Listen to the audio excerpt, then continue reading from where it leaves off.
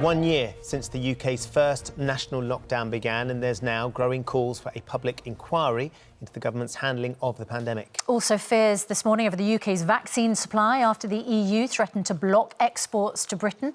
Joining us now is the Care Minister, Helen Whately. Very good morning to you. Let's start, though, on those hideous scenes in Bristol last night. Do you have... I mean, you must do enormous sympathy for the police, not just in the situation they found themselves last night with a number injured and taken to hospital, but also in the way that they have been placed in a bind over the past year because they've had to balance sensitively policing coronavirus legislation with people who feel that they still do have a right to gather to protest.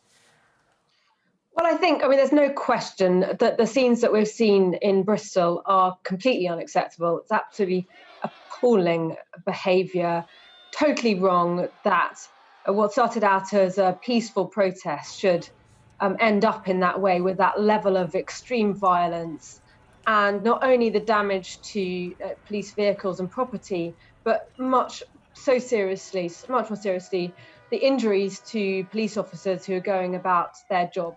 Completely unacceptable, appalling behaviour. I mean, my thoughts are with those police officers and their family, and I wish them a rapid recovery. The irony... Shocking to see. Totally right. The irony is, of course, that in terms of public support, this will probably increase support for those people who think, well, you know, this justifies new measures being brought in. But the fact of the matter is that the police already have the powers, don't they, to deal with protest and to deal with protests that go wrong. So why the new measures? Well, to some extent, but actually the powers that the police has and the legislation for protests dates back to the 1980s. And what we have seen in recent years, as my colleague, the Home Office Minister, Victoria Atkins, set out last weekend in an interview, is that we have seen a change in the tactics being used in protests. And we've seen some very, very disruptive protests, which have not only stopped people, for instance, going about their daily lives, being able to go to work, but also, for instance, blocked roads and prevented ambulances getting to hospitals. And we do need to make sure that the police are able to control those kind of protests. The government completely, and I completely support the right to peaceful protest, but not to this kind of highly disruptive protest that brings life to a standstill. Your colleague, the Home Secretary, described it as thuggery and disorder, which she says it will never be tolerated. What would you like to see happen to those that have been found guilty of causing the riot yesterday? Well, as you said, the Home Secretary also said it was completely unacceptable and described it as thuggery, as you say. I mean, I'm sure the law will take its course on that. But one thing to say that in the police and crime bill that's currently going through Parliament at the moment, that increases the sentences for assaults to emergency workers. So that feels like something that is very timely, that we must take very, very seriously assaults to people who are going about their work like this. It also, of course, will give a 10-year prison sentence to those who damage memorials and statues.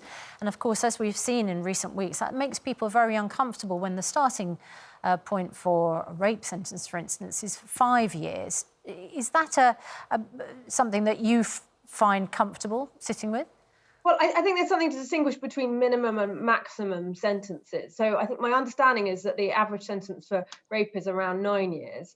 Sorry, I was specifically talking about the starting point, which is 5 years. I mean, sexual assault and rape is always going to be worse than damage to a memorial or a statue, isn't it?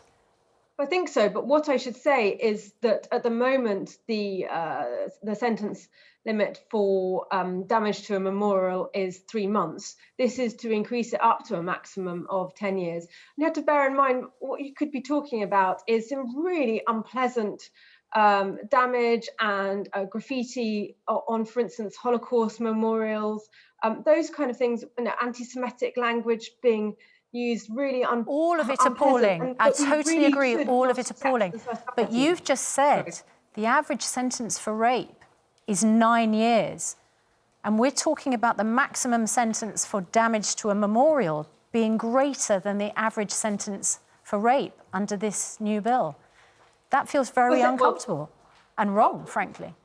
Well, I think, we take crimes of all kinds should be taken seriously and appropriate penalties put in place. But that is just one measure in this bill, is to increase the maximum sentence for damage to memorials. There's a whole set of measures in this bill to make the country a safer place. For instance, stopping the early release of violent offenders, including sexual offenders, in fact, stopping the early release, which is something which feels very wrong. So it's just one step in making the country a safer place for all of us. Can we come on to the situation with vaccines? The rollout is continuing to be a huge success here in the UK. Fantastic numbers over the weekend. Susanna got her vaccine. A number of our colleagues are now getting their vaccines, and it's been brilliant. We're waking up to headlines this morning, though, on the front of the Times, that we are, or potentially are, in the process of starting a vaccine war with the EU. The EU suggesting that they're going to start blocking some of the exports of the AstraZeneca vaccine to the UK.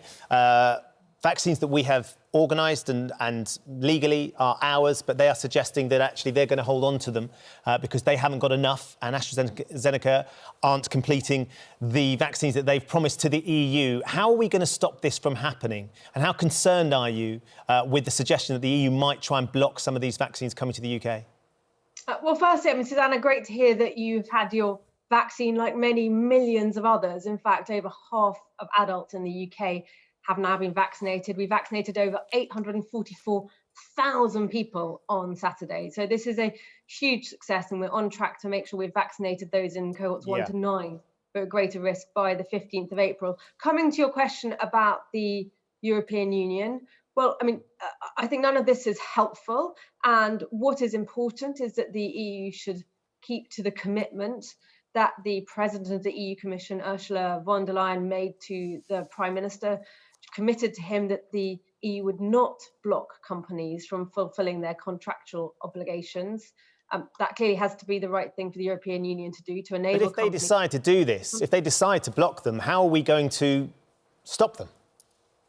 I don't think speculation on the what ifs of that is probably very helpful. And the important thing is to reiterate that having a plan in place would be helpful, though, wouldn't it? Having a plan in place, as we've seen a year into the response for COVID, what we all would have loved is a plan in place at the start for what ended up happening over the last year. We feel like this is coming. We can see that they've already turned around and said to AstraZeneca they're planning on blocking some of these things. Surely having a plan in case that they do that would be hugely important for the government. Well, we knew, and we've always known, that there might be challenges in the deployment of the vaccine and the supply of the vaccine. There are many things that can go wrong in these sorts of things. That's one of the reasons why we have secured doses from multiple different vaccines, and there are different vaccine supply chains, and there's production in the UK as well. But these are complex global supply chains, and actually what works best for everybody is, both with the EU and around the world, countries cooperate to maximise the production of the vaccine. What counts is that we maximise production. Of course, but we have this issue where the EU is threatening to block the vaccines. And The Guardian this morning says that they have an analysis which means that our scheme could be delayed by 2 months in the event of that export ban.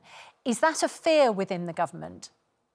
Well, I haven't seen that, but as I said, we have been doing a tremendous job with our deployment. We are absolutely on track. And we have always known that there may be challenges with supply. We have known that there might be challenges with the effectiveness of the vaccines. One of the good things we've seen actually is really good results on the effectiveness of the vaccine. There's no doubt that here in this country, I think that we're convinced of the effectiveness of it. There is still an issue, isn't there, in care homes with care workers not having the vaccine. Is it time, considering all the mistakes that have happened in care homes, where testing wasn't brought in early enough, where PPE wasn't available to care homes, where patients were transferred from hospitals into care homes without being tested, is it time to insist that care workers are vaccinated? Let's just start off with some of the data on this. So we have seen over 90% of care home residents vaccinated and around 75% of care home staff vaccinated. So really that is substantial, getting 3/4 of the staff vaccinated. What is happening at the moment is the NHS England vaccination teams are going back into care homes to make sure that staff have another opportunity to get vaccinated. Some of those visits are quite early on in the programme, so now there's much more confidence, knowledge of the vaccine. So actually we've got some way to go to make sure that those working in care homes have another opportunity to get vaccinated. Yeah. And I would just say to any of your viewers who work in social care, whether you work in a care home or whether you provide home care, please do get yourself vaccinated. You can go into the National Booking Line, a service, and book a vaccination. But you're not going to make it, you wouldn't do make it mandatory for anyone who doesn't have a sort of technical reason for not being vaccinated. I think the important thing to say at the moment is that we are encouraging and supporting people to go and get their vaccinations. I want to make it as easy as possible, as I've said, by teams going back into care homes. And I encourage people to take the steps. It's not only to protect themselves, but also to protect colleagues and, of course, importantly, those that you look after. We're going to have to leave it there. Care Minister Helen Whately, thank you for joining us this morning. Thank you very much.